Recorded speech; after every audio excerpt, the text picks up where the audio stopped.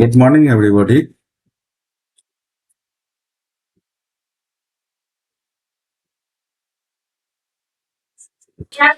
তো আমরা এখানে চার্টে চলে আসি। এটা ব্যাংক নিফটির চার্ট, এটা নিফটির চার্ট, এটা সেন্সেক্স এর চার্ট। তো তিনটে চার্টই মোটামুটি একই রকম। তো এখানে কি হলো, মার্কেট এখানে অনেকক্ষণ হোল্ড করলো। হোল্ড করার পরে এখানে হোল্ড করতে পারলো না, প্রফিট বুকিং হলো, নিচের দিকে নামে গেল।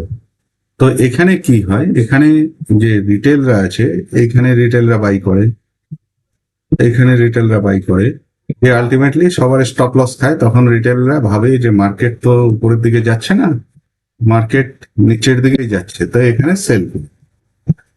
এখানে রিটেলদের পজিশন হচ্ছে সেলিং পজিশন বেশি থাকে। ঠিক আছে, এই শার্প ফল দেখে তারা এখানে বায়ার ছিল, দিয়ে স্টপ লস দিয়ে দিল, দিয়ে রাগের মাথায় এখানে গিয়ে সবাই সেল করলো। এটা একটা সাইকোলজি থাকে। তাহলে এই মুভ দেখে সবাই এখানে সেল করবে। আর যদি ফ্ল্যাট টু পজিটিভ ওপেনিং, যেমন মার্কেট প্রি ওপেনিং এ Nifty 36 point plus, Sensex 138 plus point plus, bank Nifty 30 point plus. তো এই ওপেনিং এ আবার ফ্রেশ করে সেলার আসবে, এখানে সেলার আবার ফ্রেশ করে সেলার আসছে। তাহলে কি হলো, মার্কেট এখানে ডাইরেক্ট প্রাইসকে ব্রেক করে নিচে যাবে না, এটা উপর দিকে যাওয়ার সম্ভাবনা বেশি। এটা একটা। আরেকটা হচ্ছে এটা একটা নিফটির চার্টে একটা জিনিস, নিফটির চার্ট বা ব্যাংক নিফটির চার্ট যেটাই বলি, এখানে একটা আমরা ফিবোনাচি লাগাই, লাগালে পরে ফিবোনাচি লাগালে এইখানে এই যে ফিবোনাচি না লাগালে এই যে মুভ করেছিল, তার ঠিক এটা 618 এই পয়েন্টে সাপোর্ট নিয়েছে, দিয়ে এখানে এখানে কি হলো, এই যে বায়ার আছে সবাই বের হয়ে গিয়ে এখানে সব সেলার। তাহলে এইখানে একটা সাপোর্ট, মার্কেট হয়তো সাপোর্ট নিতে পারে, এইখানে একটা সাপোর্ট নিবে বা এখানে একটা সাপোর্ট নিবে, মার্কেট একটা রিট্রেসমেন্ট দিল। সেটা একটা, এটা নিফটির চার্টে দেখা যাচ্ছে। ব্যাংক নিফটির চার্টও মোটামুটি যেখান থেকে মার্কেট উঠেছিল সেখানেই গিয়ে দাঁড়িয়েছে। তাহলে এখান থেকে একটা বাউন্স ব্যাক এক্সপেক্ট করা যাচ্ছে। তাহলে এখন বাজার খুলুক, খুললে পরে সেই অনুযায়ী হালচাল দেখে পজিশন নেওয়া হবে। এখানে যেরকম চার্ট মনে হচ্ছে, নিফটি ডাইরেক্ট সেলিং এ চলে গেল, ব্যাংক নিফটিও এখানে হোল্ড করার চেষ্টা করছে।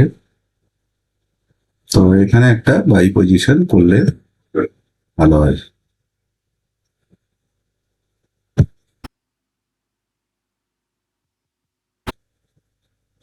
এখানে একটা আমরা বাই পজিশন করে নিচ্ছি।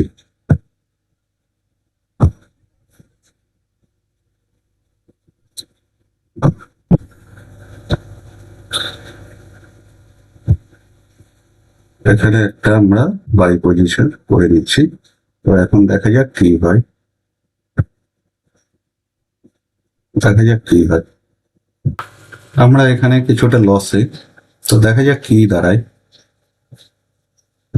আমরা এখানে প্রফিটে চলে এসেছি, তো আমাদের যেটা টার্গেট মোটামুটি অ্যাচিভ হয়ে গেছে। তো এখানে আমরা অপেক্ষা করব না, এক্সিট করার চিন্তা ভাবনা করব।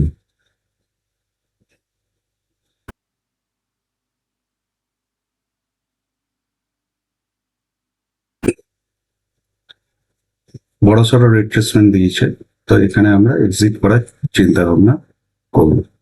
আমরা এখানে এক্সিট করে গেলাম, যেটা প্রফিট পেয়েছি পেয়েছি, টার্গেট আমাদের অ্যাচিভ হয়ে গেছে, ওই জন্য আমরা এক্সিট করে গেলাম।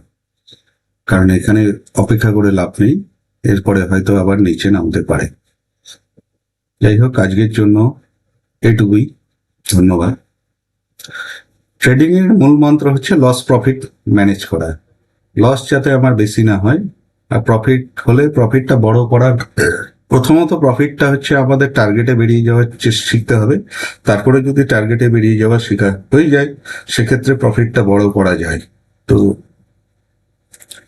যাই হোক, আমরা মোটামুটি একটা টার্গেটে বেরিয়ে গেছি, আর অপেক্ষা করলাম না, টার্গেট যেহেতু অ্যাচিভ হয়ে গেছে। কারণ মার্কেট খুব ভলেটাইল, এখান থেকে হয়তো আবার যেহেতু নেগেটিভ সেন্টিমেন্ট চলছে, রিট্রেসমেন্ট দিল, রিট্রেসমেন্টে পরে আবার ডাউন মুভ দিতে পারে। সেই জন্য এখানে বেশি অপেক্ষা করে লাভ নেই। আজকে যেটুকু প্রফিট পাওয়া গেছে আজকের জন্য এইটুকুই। ধন্যবাদ।